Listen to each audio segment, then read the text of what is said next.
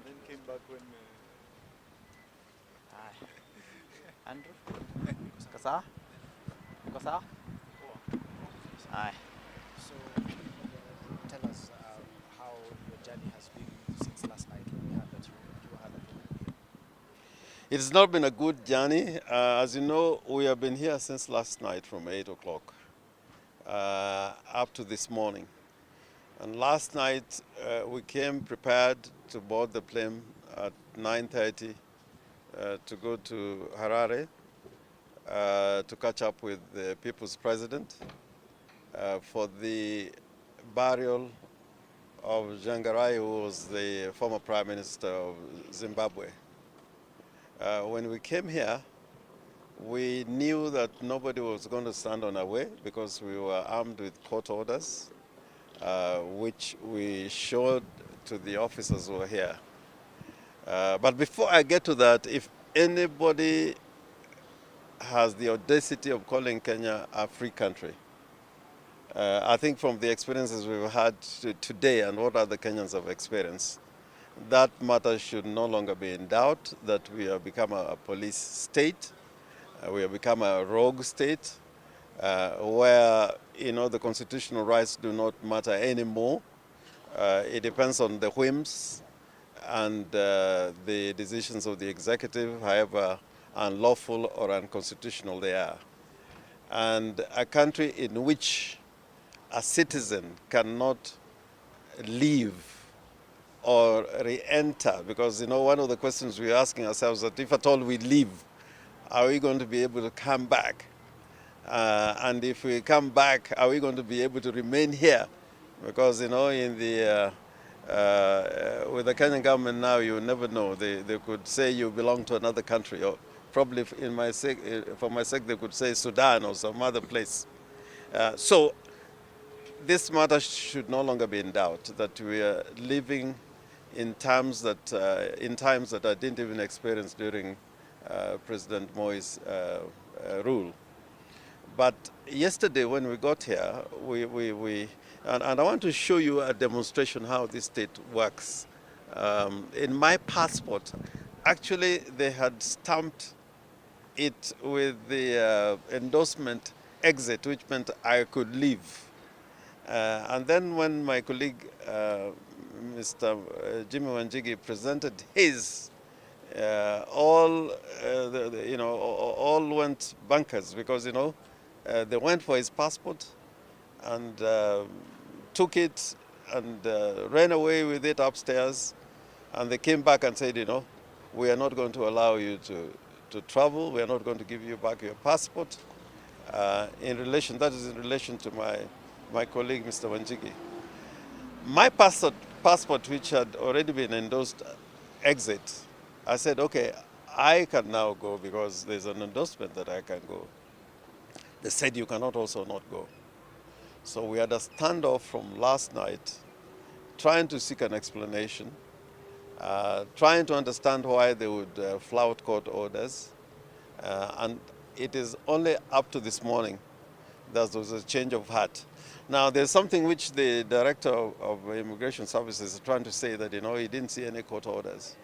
Well, he was giving back passports this morning without court orders, which means that, he had already had information and was in possession of those court orders. And then they said if we get a copy of court order and the same should be served in the prescribed manner, then we'll be allowed to leave for Harare. Now our lawyer, Mr. Willis Otieno, has come with yet another copy, because we had a copy yesterday, which we have now served on the immigration officials here. The director himself has been served, and hopefully we are going to come back here and try and make another attempt to leave for Harare. I don't know.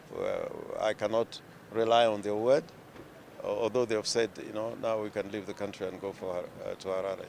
So when is the next flight? That flight is at 1:40, 1:40, Kenya Airways. Have you been inconvenienced? Do you feel that you will miss where you're going? I mean, terribly, because now, we are going to funeral of a fighter, an icon, and even the president of Zimbabwe said, you know, this man fought so hard for Zimbabwe. Part of the changes that have taken place was through his efforts and those of his colleagues. If you listen to the debates in the South African Parliament, there are so many tributes.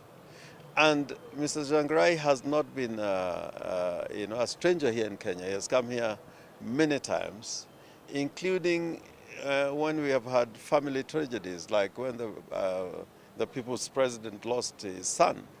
Mr. Tsvangirai was here, and we came all the way to Bondo. So we feel, you know, we have been not only inconvenienced, but this is humiliating, is oppressive, and somebody is going to answer and pay for it. I think Mr. Otieno Willis, our lawyer, is going to see to it that, you know, the matter does not end here. Yeah. Maybe Mr. Jimmy? Yeah. I think I don't want to echo too much about what Jim has said, but let me say it's a very sad day. I've never myself experienced this thing, and I hate to imagine what other Kenyans must be facing. What you're witnessing is, and I would like to borrow this word from Julius Malema, is constitutional delinquents. Constitutional delinquents are now running this country. They have abrogated the rule of law. And really, when you reach this stage, you've got to start deciding what your path is. I think we are witnessing a lot around us in terms of our neighbors. People better get to understand the signs are all over. You cannot continue in this manner. The people will deal with you, and you cannot continue in this manner. Hopefully at 1 o'clock, we should be able to go through. We'll wait and see. And I'd just like to tell people that we are strong. We are not changing. We are focused. We are going to continue this journey, and it's a joyous journey because there is light, and a lot of light ahead. Thank you. So, Mr. Willis, what sort of, the Senate has mentioned that you'll be looking for some redress. What exactly will that be? First and foremost, you must note that once a court has given an order, all those officers who disobey that court order, they will bear personal responsibility for all that they've done in disobedience of the court order and in further infringement of the rights of my clients. And in this case, we will actually be considering going for the individuals in their own individual names, not going for the state as an amorphous entity. So that we want public officers who try to hide behind officialdom to abrogate the constitution, to disobey court orders. They must now start taking personal liability for all those actions. And that, in our view, is what we are considering as a legal team that we are going to take up against the officers at the Immigration Department and even the officers at the airport who are part and parcel of this abrogation of rights of our clients. Don't you feel this is I just wanted to add, you know, we are not criminals. None of us has been charged in any court of law at all. And nobody has told us that we're guilty of any transgressions. But for my part, I feel really offended because I'm a state officer, I'm a member of parliament, a leader in parliament, an independent arm of government. And if the executive can deal with me this way, it means that the authority and dignity of parliament is completely emasculated. And to that extent, you know, I'll raise this also with the speaker. If the speaker is for the rule of law and constitutionalism, he has to say something, and if he doesn't, then it means the whole institution of parliament, you know, is completely undermined. Because I should be able to carry out my duties and functions as a member of parliament. I know Tsvangirai also was a member of parliament. We knew him in that capacity, and for us to be treated this way, even Mugabe in his very, very, very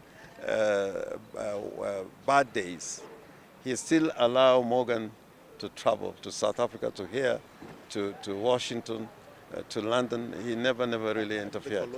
Yeah, and the other thing I was forgetting, when Jomo Kenyatta was declared a leader of darkness and death, Still, the colonial government would allow him to travel to UK, to London, to the Soviet Union. Of all the places, the Soviet Union, Jaramogi, Mboya, all of them were able to travel and talk about colonialism and saying, Britain should pack up and go and leave us alone. And now his son cannot allow compatriots to travel and go out of the country on business. And Mr. Wanjigi is a businessman. Once you treat a businessman the way he's being treated, the whole world looks at how you're treating people in the business community. And we were told that, in the United States, this report is getting its way into areas which may adversely affect even how we trade with other people. Thank you. Asante sana. Thank you.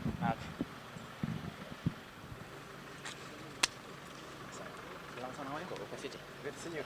Uko sawa? Uko sawa. Good.